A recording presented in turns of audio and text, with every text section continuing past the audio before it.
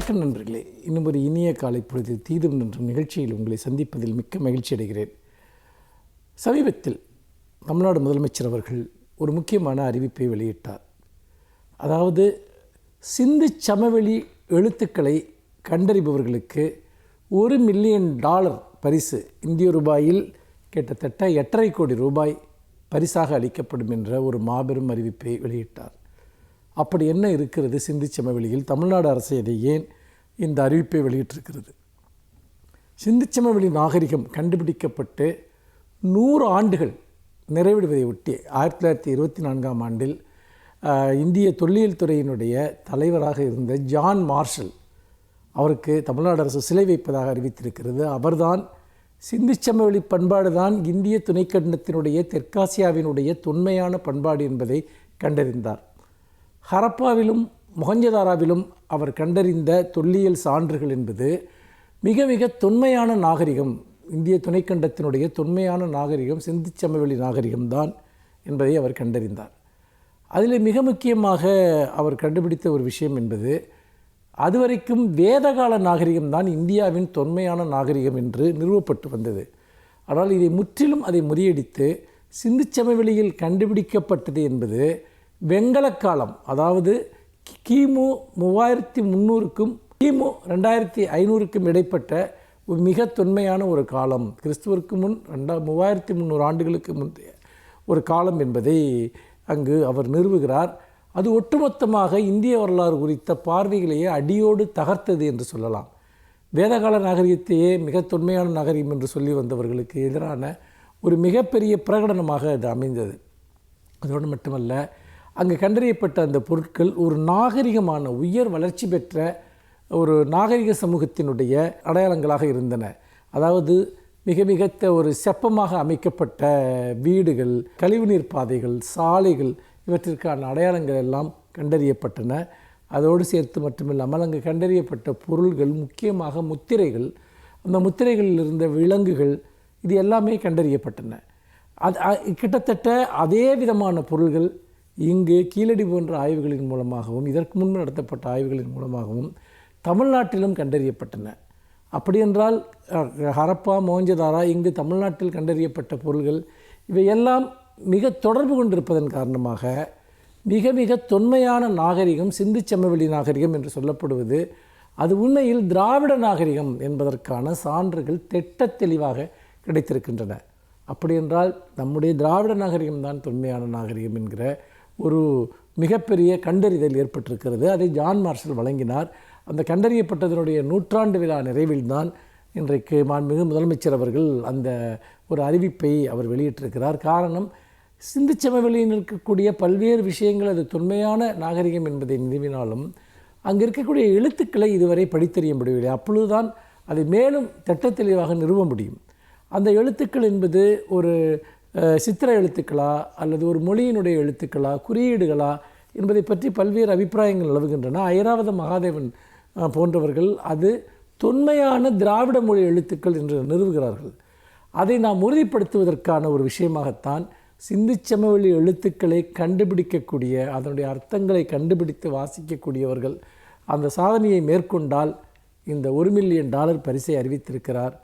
உண்மையிலேயே அந்த சான்றுகளை மட்டும் நாம் படித்துவிட்டால், சிந்து சமவெளியில் கண்டறியப்பட்ட எழுத்துக்களை நாம் வாசித்து விட்டால், நம்முடைய நாகரிகம் குறித்து நாம் வைக்கிற எல்லா பிரகடனங்களும் மேலும் உறுதிப்பட்டுவிடும். திராவிட நாகரிகமே, தமிழர்களுடைய நாகரிகமே உலகத்தின் மிக தொன்மையான நாகரிகம் என்பதை நாம் நிறுவியவர்களாகவும் அதற்காகத்தான் மாண்புமிகு முதலமைச்சர் அவர்கள் இந்த அறிவிப்பை வெளியிட்டிருக்கிறார். மீண்டும் இன்னும் ஒரு புதிய சிந்தனையோடு உங்களை சந்திக்கிறேன். நன்றி, வணக்கம்.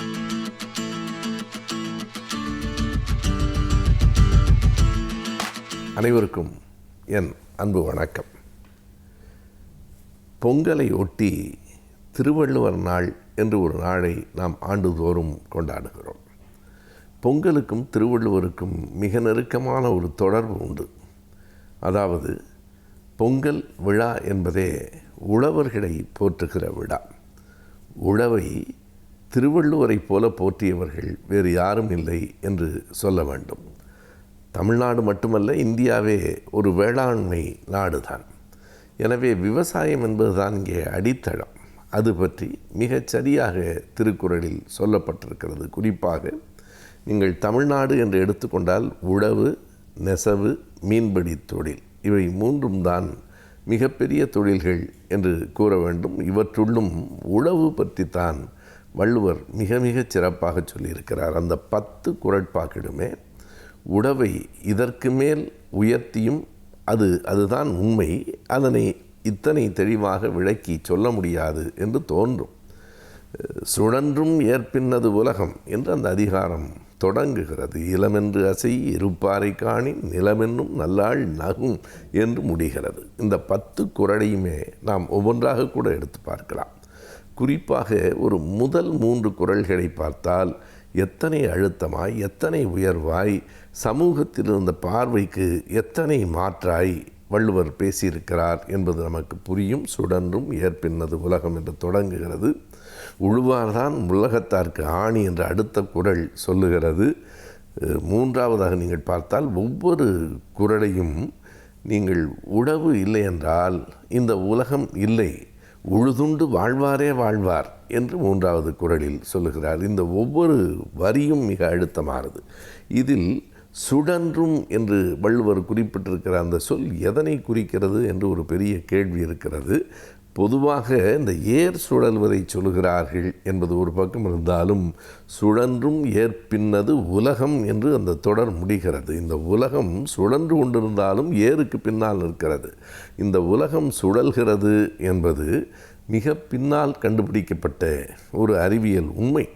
வள்ளுவர் எதை நினைத்து சொன்னார் என்று தெரியாது. ஆனால் சுழலும் உலகம் என்று கொண்டு கூட்டி முடித்தல் என்று இலக்கணத்திலே சொல்லுவார்கள். அதற்கும் பொருந்தும்.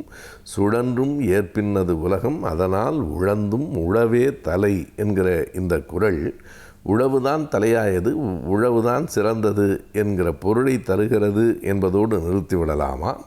அல்லது இந்த குறளுக்குள் இன்னொரு ஆழமான உட்பொருள் இருக்கிறதா என்னும் வினாக்கள் உரையாசிரியர்களிடமேயே இருக்கிறது. காரணம், உழவு என்பதை மிக மிக தேவையான ஒரு தொழில் என்று கருதினாலும் கூட அதற்கு உரிய இடம் சமூகத்தில் அளிக்கப்படவில்லை என்பதுதான் உண்மை. இன்றைக்கும் உழவர்கள் வறுமையிலே இருக்கிறார்கள் என்பது ஒரு சமூகத்திற்கே அவமானம் என்று சொல்ல வேண்டும். அந்த உழவை உழைக்கிற மக்களை பொதுவாக இங்கே இருக்கிற ஒரு வர்ணாசிரமம் என்ன சொல்லுகிறது? யார் தலையில் பிறந்தார்கள், யார் தோளில் பிறந்தார்கள், யார் இடையில் பிறந்தார்கள், யார் காலில் பிறந்தார்கள் என்று ஒரு பொய்யான ஒரு புராண நம்பிக்கை உண்டு. இந்த உழைக்கிற மக்கள் சூத்திரர்கள் என்கிற பெயரில் அவர்கள் காலில் பிறந்தார்கள் என்று சொல்லுகிற போது அதற்கு நேர் எதிராக வள்ளுவர் ஒன்றை சொல்லுகிறார். அவர்கள் காலில் இல்லை, அவர்கள்தான் தலையாக இருக்கிறார்கள், உழந்தும் உழவே தலை என்று சொல்லுகிறார்.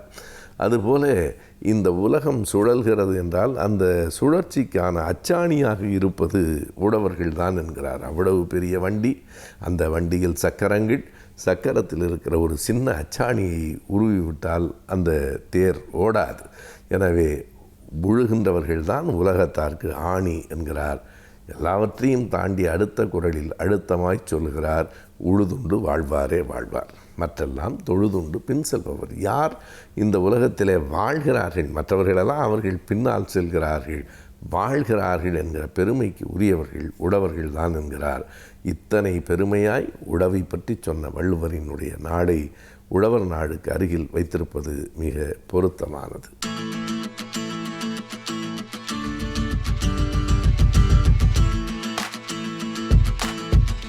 வணக்கம் நண்பர்களே. இன்றைக்கு ஒரு வித்தியாசமான எழுத்தாளர் எழுதிய ஒரு நல்ல புத்தகத்தினுடைய தகவல்கள் பற்றி பார்க்க போகிறோம். டாக்டர் ரிச்சர்ட் கால்சன், இவரை பற்றி நீங்கள் கேள்விப்பட்டிருக்கீங்களா இல்லையான்னு தெரியாது. 20ஆம் நூற்றாண்டின் இறுதியிலும் 21ஆம் நூற்றாண்டின் தொடக்கத்திலும், அதாவது சமீப காலம்னா ஒரு 20 ஆண்டுகள் இடைவெளியில் மிகப்பெரிய தன்முனைப்பு பேச்சாளராக அறியப்பட்டவர் டாக்டர் ரிச்சர்ட் கால்சன், அமெரிக்கர். இவர் எழுதிய ஒரு அற்புதமான புத்தகம் 1997 வெளிவந்த புத்தகமாக இருந்தால் கூட நம்ம 23-24 ஆண்டுகள் கழிச்சு நீங்கள் பார்க்குறப்ப கூட புதுசாக ஃப்ரெஷ்ஷாக இன்றைக்கும் பயன்படக்கூடிய நிலையில் இருக்கக்கூடிய ஒரு அற்புதமான புத்தகம், மிக அதிக விற்பனையான புத்தகம். அந்த புத்தகம் பற்றி தான் பார்க்க போகிறோம். Don't sweat for small stuff, don't sweat for small stuff. அப்படின்னா சின்ன சின்ன விஷயங்களுக்காக ரொம்ப அழுத்துக்காதீங்க அப்படின்றதான் சொல்கிற விஷயம். அப்படின்னா என்னென்னா, உங்களுடைய இலக்கை அடைகிற போது நிறைய மெனக்கெட்டு ஸ்ட்ரெஸ்ஸை வளர்த்துக்கலாம் செய்யாதீங்க, ரிலாக்ஸாக இலக்கை அடைங்க அப்படின்றதான் அந்த புத்தகத்துடைய சாராம்சம். இது மக்களுக்கு நிறைய பிடிச்சி போச்சு இந்த புத்தகம். அதனால் 135 நாடுகளில் அந்த புக்கு விற்றுட்ருக்கு. 31 மொழிகளில் மொழிபெயர்க்கப்பட்டிருக்கு. நியூயார்க் பெஸ்ட் செல்லிங் லிஸ்ட்டில் 2 வருஷம் முதல் இடத்துல இருந்தது. அந்தளவுக்கு புகழ்பெற்ற புத்தகம் don't sweat the small stuff. அதாவது அதுவரை வந்த புத்தகங்கள்லாம் என்ன சொல்லிட்டு இருந்தாங்கன்னா, இலக்கை அடையணும், வாழ்க்கையில் வெற்றி பெறணும்னா கடுமையாக உழைக்கணும், மிகப்பெரிய ரிஸ்க் எடுக்கணும் அப்படின்லாம் சொல்லிட்டு இருந்தாங்க. அந்த சித்தாந்தத்தை போட்டு உடச்சிட்டு டாக்டர் ரிச்சர்ட் கால்சன் என்ன சொல்கிறாரு, ரிலாக்ஸ்டாக இலக்கை அடையலாம்ப்பா, இலக்கை அடைவது என்பது அவசியம்தான், மெனக்கட்டுக்க வேண்டியதில்லை, ரிலாக்ஸ்டாக பண்ணலாம், ஸ்ட்ரெஸ் இல்லாமல் இலக்கை அடையலாம், அதுக்கு நான் வழி காமிக்கிறேன் வாங்க அப்படின்னு சொல்லி எழுதின புத்தகம் தான் இந்த புத்தகம். இந்த புத்தகம் வந்து ரொம்ப ஒரு எளிமையான நடையில் எழுதப்பட்டிருக்கக்கூடிய புத்தகம், ஒரு அருமையான புத்தகம், படிப்பவருக்கும் எளிய முறையில் நம்மளும் அடையலாமே நம்ம இலக்கை அப்படின்னு யோசிக்க வைக்கிற புத்தகம். இந்த புத்தகத்தில் என்ன சொல்கிறார் அப்படின்னா, ரொம்ப அடிப்படையில் சொல்லணுன்னா, நல்ல மனிதராக இருங்க, ரொம்ப ஸ்ட்ரெயின் எடுத்துக்காதீங்க, நீங்கள் இலக்கை அடைய வேண்டும் என்பது அவசியம்தான், அதுக்கு ரொம்ப கஷ்டப்படாதீங்க, ரிலாக்ஸ்டாக இலக்கை அடைங்க, அதே சமயம் மனிதாபிமானத்தோட வாழ்க்கையை வாழுங்க, உங்களுடைய வேலைகளில் நிறைய விஷயங்களை நீங்கள் குறைச்சிக்கோங்க, தேவையில்லாமல் நிறைய நீங்கள் எல்லாருக்கும் அது பண்ணுறேன் இது பண்ணுறேன் போய் ஒம்பளை மாட்டிக்காதீங்க, நேரத்தை எழுந்துடாதீங்க, ஸ்ட்ரெஸ்ஸை இழுத்துக்காதீங்க, நீங்கள் உங்கள் செயல்களை திரும்ப திரும்ப திரும்ப அனாலிசிஸ் பண்ணி நீங்கள் செய்கிற கரெக்டாக யோசிச்சு பண்ணுகிற போது வாழ்க்கை இன்பமாக இருக்கும், எளிமையாக நீங்கள் இலக்கை அடைய முடியும் அப்படிங்கிறார். நிறைய உதாரணங்கள் சொல்கிற சில முக்கியமான விஷயங்களை சொல்கிறேன். என்ன சொல்கிறாரு, நம்ம வந்து நம்முடைய லீடர்ஷிப் குவாலிட்டி காமிக்கிறக்காக நான் நிறைய பேருக்கு உதவ போகிறேன், நிறைய பிரச்சனைகளை தீர்க்க போகிறேன் அப்படிலாம் போய் நமக்கு சம்மந்தம் இல்லாத நிறைய விஷயங்களை தலையிடுறோம். நமக்கு சம்மந்தமே இல்லாத அரசியலை பற்றி நிறைய நேரம் பேசுகிறோம், திரைப்படங்களை பற்றி நிறைய நேரம் பேசிகிட்டு இருக்கோம், நிறைய கட்ட பஞ்சாயத்து பண்ணுறோம், நிறைய பேர் நான் உதவ போகிறேன் பேர் வழின்னு போய் அவங்க பிரச்சனையில் மூக்க நுழைக்கிறோம், அவங்க அனுமதி இல்லாமல் அவங்க பிரச்சனையை தீர்க்கிறேன்னு சொல்லி அவங்களை உதவ போகிறோம். இதெல்லாம் தேவையில்லாத பிரச்சனைகளை உங்களுக்கு இழுத்து போடும், உங்களுடைய வாழ்க்கையை நிம்மதியை குறைத்து விடும். அதுக்காக பிறருக்கு உதவவே கூடாது, பிறருடைய பிரச்சனையை நீங்கள் தீர்க்கவே கூடாதுன்னு சொல்ல வரல. யாராவது உங்களை தேடி வந்தாங்கன்னா அவங்களுக்கு மட்டும் சின்ன சின்ன உதவிகளை பண்ணுங்கள். ஏன்னா அவங்களுக்கு உதவ வேண்டும் என்பது உங்களுடைய வாழ்க்கையை நோக்கமாக இருக்க முடியாது. உங்கள் வாழ்க்கையில் ஒரு இலக்கு இருக்குன்னா அந்த இலக்கை அடையிறது தான் உங்கள் நோக்கமாக இருக்க முடியும். ஆக அந்த இலக்கு என்ன, அது சார்ந்து நீங்கள் பயணிக்கலாம். பயணிக்கிறப்ப ரொம்ப வேகம்லாம் தேவையில்லை, நிதானமாக ரிலாக்ஸ்டாக அந்த இலக்கை சென்றடைகிற பயணமும் இனிமையாக இருக்க வேண்டும். இலக்கை அடைஞ்ச பிறகு தான் சந்தோஷமாக இருப்பேன் நீங்கள் இருக்க வேண்டிய அவசியம் இல்லை. இலக்கை நோக்கி பயணிக்கிற பயணமும் மகிழ்ச்சியானதாக இருக்க வேண்டும், ரிலாக்ஸ்டாக பண்ணுங்கள் அப்படிங்கிறார். யாராவது வந்தாங்கன்னா சின்ன சின்ன உதவிகள் பண்ணுங்கள், அன்பாக காது கொடுத்து கேளுங்க, 4 பேர் பேசுனாங்கன்னா காது கொடுத்து கேளுங்க, அவங்களுக்கு முடிஞ்சால் சின்ன சின்ன உதவிகள் பண்ணுங்கள், அவங்க கேட்டாங்கன்னா பண்ணுங்கள், மனிதாபிமானத்தோடு இருங்க, ஒரு கைண்டாக இருங்க, அதாவது ரூல்ஸ் பேசாமல் ஒரு அன்போடு இருங்க, உங்களை சுற்றி இருக்க மனிதர்களை நேசிக்க கற்றுக்கொள்ளுங்கள். அதெல்லாம் வந்து உங்களுக்கு வந்து ஸ்ட்ரெஸ்ஸை குறைக்கும், ஒரு நல்ல மனிதராக இந்த உலகத்திற்கு உங்களை எடுத்துக்காட்டும். அதெல்லாம் உங்களை இலக்கு நோக்கி அழைத்து செல்வதற்கான நிறைய பலங்களை கொடுக்கும், பலன்களையும் பலத்தையும் கொடுக்கும்ன்றார். அந்தளவுக்கு ஒரு அற்புதமான விஷயமாக வாழ்க்கையை அனுபவித்து அந்தந்த நிமிஷங்களில் ரசித்து வாழுங்கள். அப்படி வாழ்ந்தீர்களே ஆனால் வாழ்க்கை இன்பமயமாக இருக்கும் அப்படின்றார். அவர் என்ன சொல்கிறாரு, காரில் போகிறது மாதிரி தான் வாழ்க்கை. இலக்கு வெளியில் இருக்குது, நீங்கள் காருக்குள்ளே இருக்கீங்க, காருக்கு உள்ளே இருந்துட்டு வெளி உலகத்தை பார்க்குறீங்க, வெளி உலகத்தில் இருக்கக்கூடிய விஷயத்தை அடையிறீங்க. அது மாதிரி தான் வாழ்க்கையே இருக்கணும். ஆனால் நம்ம என்ன பண்ணுறோம், தலைகீழாக பண்ணிகிட்ருக்கோன்றார். உதாரணத்துக்கு நம்ம படிக்கிறப்பயே நமக்கு என்ன தேவை, நமக்கு என்ன தெரியும், இல்லை நமக்கு என்ன பிடிக்கும் பார்த்து படிக்கிறது இல்லை. எந்த படிப்புக்கு நீங்கள் டிமாண்ட் அதிகம் அதை படிக்கலாமே அப்படின்னு சொல்லி அந்த வெளி உலகத்துக்கு ஏற்ற மாதிரி உங்களை மாற்றிக்க பார்க்குறீங்க. இங்கே தான் பிரச்சனை வருது. உங்களுக்கு என்ன பிடிக்குமோ அதை படிங்க. வேலைன்னு போகிறப்ப எந்த துறையில் இன்றைக்கி வேலை வாய்ப்பு அதிகமாக இருக்குது அப்படின்னு பார்த்து அந்த துறை சார்ந்து ஓடுறீங்க, தேவையில்லை. உங்களுக்கு என்ன வேலை செய்ய பிடிக்குமோ அந்த வேலையை பாருங்கள். கார் வாங்குறப்ப என்ன கார் இன்றைக்கி டாப்பில் இருக்குது அது நான் வாங்க போகிறேன் அப்படின்றீங்க, தேவையில்லை. உங்களுக்கு என்ன கார் பிடிக்கும், உங்களுக்கு தேவை என்ன, காரில் போகணுமா, எவ்வளோ வேகத்தில் போகணும், அதுக்கான சின்ன கார் இருந்தால் கூட போகிறோம், அதை வாங்கிக்கோங்க. ஆக உலகத்தில் என்ன நடக்குது, இது என்ன பெருசு அதை நான் வாங்குவேன், இதை நான் வாங்குவேன், வெளியிலேருந்து யோசிக்காதீங்க, உங்கள் உள்ளேருந்து யோசிங்க. உங்களுக்கு என்ன தேவை, இது போருமே, நம்முடைய தேவை, நம்முடைய நோக்கம், நம்முடைய இலக்கை அடைய இது இருந்தால் நல்லா இருக்குமே, இப்படி யோசிச்சிங்கன்னா நிம்மதியாக இருப்பீங்க.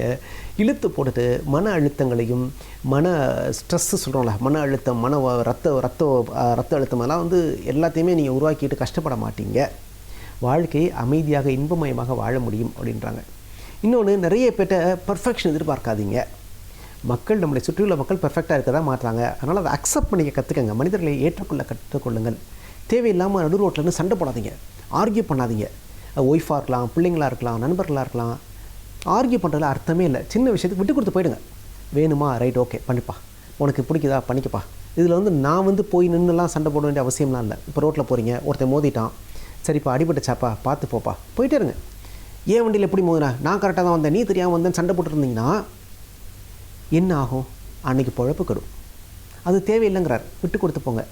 நான் அன்றைக்கி ஒருத்தர் வீட்டுக்கு போய் பார்த்தேன். பேஸ்ட்டு பின்னாடி இருந்து அவர் பிதுக்கிறாரு, பையன் நடுவில் பிதுக்கிறான், சண்டை வருது. பேஸ்ட் எப்படி தான் பிதுக்கணுன்றார். எப்படி பிதுக்கினா என்ன, பேஸ்ட்டு தானே, விட்டு கொடுத்து போங்க. சின்ன சின்ன விஷயங்களை விட்டு கொடுத்து போங்க. அதான் சொல்கிறார், don't sweat for small stuff. சின்ன சின்ன விஷயங்களுக்கு சண்டை போடாதீங்க, சின்ன சின்ன விஷயங்களுக்கு வியர்வை சிந்தாதீர்கள். நீங்கள் பெரிய இலக்கிற்காக பிறந்தவர், பெரிய போர்க்களத்தில் போரிடுவதற்காக நீங்கள் பிறந்தவர். அப்படிங்கிறப்ப சின்ன சின்ன சண்டைகளில் உங்களை தொலைத்து விடாதீர்கள்ன்றார். ரொம்ப அருமையான வாசகங்க, எழுதி வச்சுங்க. சின்ன சின்ன சண்டைகளில் உங்களை தொலைத்து விடாதீர்கள், நீங்கள் பெரிய போர்க்களங்களுக்காக பிறந்தவர். அது ரொம்ப முக்கியம். அங்கே சண்டையிடக்கூடிய போர்க்களம் உங்களுக்கு தகுதி இல்லாதாக இருந்துச்சுன்னா விட்டுட்டு போயிடுங்க. சின்ன சின்ன சண்டையெல்லாம் போட்டு இந்த வீட்டில் நம்ம டாய்லெட்டில் ரெஸ்ட் ரூமில் தண்ணி வைக்கல வாளியில் அப்படின்னு தரும் சண்டை நடக்கிற வீடெல்லாம் இருக்குது. அதெல்லாம் தேவையில்லை. வைக்கலையா, வைக்கல, அவ்வளோதான், ஓகே ஃபைன். அப்புறம் என்ன, அடுத்து என்ன? இதில் போய் நம்ம சண்டை போட்டுறக்கூடாது. நான் யார் தெரியுமா அப்படின்னு. செக்ரட்டரி நோட் எடுத்துகிட்டு வரல அப்படின்னு சொல்லி நான் திட்டிருக்கக்கூடாது. நோட் எடுத்துகிட்டு வரலையாமா, நாளைக்கு நோட் எடுத்துருவா, முடிஞ்சு போச்சு. நிறைய விஷயங்களை நீங்கள் அனாலிசிஸ் பண்ணி ரொம்ப பெர்ஃபெக்ஷன் எதிர்பார்க்காமல் போனீங்கன்னா வாழ்க்கை இனிமையாக இருக்கும் அப்படிங்கிறார். அதனால் போகிற போக்கில் வாழ்க்கையை ஏற்றுக்கங்க. ரொம்ப மெனக்கடாதீங்க, கஷ்டப்படாதீங்க, உங்களையும் கஷ்டப்படுத்திக்காதீங்க. சுற்றியுள்ள மனிதர்களை சந்தோஷமாக வைத்துக்கொள்ளுங்கள். அப்படி செய்கிற போது நீங்கள் இலக்கை அடைவதில் வலியே தெரியாது, அழகாக அடைஞ்சிடலாம், கஷ்டமே கிடையாது அப்படின்றார். வாழ்க்கை எவ்வளோ எளிமையாகவும் வாழ முடியுமா அப்படின்றத நீங்கள் இந்த புத்தகத்தை படித்து முடிச்சோட உங்களுக்கு உணர்வீங்க. அவ்வளோ நல்ல கருத்துக்களை நிறைய சொல்லியிருக்காரு. சண்டை போடாதீங்க, அடுத்தவங்களுடைய பிரச்சனை தலையிடாதீங்க. அடிக்கடி நீங்கள் உங்களை கேட்டுக்கொள்ள வேண்டிய கேள்வி என்னென்னா, நான் சரியான வேலையை செய்து கொண்டிருக்கிறேனா, இல்லை நான் செய்கிற இந்த வேலை என்னை இலக்கு நோக்கி பயணிக்க வைக்குமா, என்னுடைய இலக்கை அடைய உதவுமா? இந்த கேள்வி மட்டும் அடிக்கடி கேட்டுக்குங்க. ஏன்னா ஒரு நாளில் பாதி நேரம் நம் இலக்கிற்கு சம்மந்தம் இல்லாத வேலையை செஞ்சிட்ருக்கோமா. யாரோ ஒருத்தருக்கு உதவுறது, யாரோ ஒருத்தருக்காக ஆர்கியூ பண்ணுறது, பற்றியோ பேசுகிறது, சம்மந்தமே இல்லாமல் எங்கேயோ போய் நின்றுட்டுருக்குது. இதெல்லாம் நிறைய நடக்குதான் எல்லா மனிதர்கள் வாழ்க்கையிலையும். நம்ம திரும்ப திரும்ப கேட்டுக்கொள்ள வேண்டியது, நான் சரியான வேலை செய்துட்ருக்கேனா, என்னுடைய இலக்கை அடைவதற்கு இந்த வேலை உதவுமா, இந்த சின்ன சண்டையை நான் போட்டு தான் ஆகணுமா, இது எனக்கு தேவைதானா, இது அப்படி மாற்றி பண்ணால் எனக்கு பயனுள்ளதாக இருக்குமே. இந்த மாதிரி அடிக்கடி உங்களுக்குள்ளேயே யோசிங்க. எவ்வளோக்களோ உங்களுக்குள்ளேயே ட்ராவல் பண்ணுறீங்களோ, எவ்வளோக்களோ விட்டு கொடுத்து போகிறீங்களோ, எவ்வளோக்களோ அடுத்தவரை அனுசரித்து கொண்டு போகிறீர்களோ, அவ்வளோக்களவு வாழ்க்கை இனிமையாக இருக்கும், இலக்கையும் நீங்கள் அடைய முடியும். இதுதான் டாக்டர் ரிச்சர்ட் கால்சன் சொல்கிற விஷயம். இந்த ரொம்ப அருமையான புத்தகங்க. வாழ்க்கையில் முடிஞ்சவர்க்கா படித்து பாருங்கள். Don't sweat for small stuff. கீழே ஒரு லைன் போட்டுருக்கார், at life is full of small stuff அப்படின்றார். வாழ்க்கை முழுவதும் மாதிரி சின்ன சின்ன விஷயங்கள் தான் இருக்க போகுது. ஆனால் நம்ம சின்ன விஷயங்களுக்காக வேர்வை இழக்கக்கூடாது. நாம் பெரிய போர்க்களங்களுக்காக பிறந்தவர்கள். அதனால் பெரிய போர்க்களத்தில் மட்டுமே போரிடுவோம், மற்ற எல்லா விஷயத்தையும் விட்டு கொடுத்து போவோம், மனிதர்களை மனிதாபிமானத்தோடு அரவணைத்துக் கொள்வோம் அப்படிங்கிறத அந்த புத்தகத்துடைய ஓன்லைன். இந்த புத்தகத்தை படிங்க. ரொம்ப படித்தா மட்டும் பத்தாது, வாழ்க்கையிலையும் அதை செயல்படுத்தி பாருங்கள். வாழ்க்கை இனிமையாக இருக்கும், உங்கள் இலக்கையும் அடைய முடியும், நீங்களும் வெற்றி பெற முடியும். நன்றி, வணக்கம்.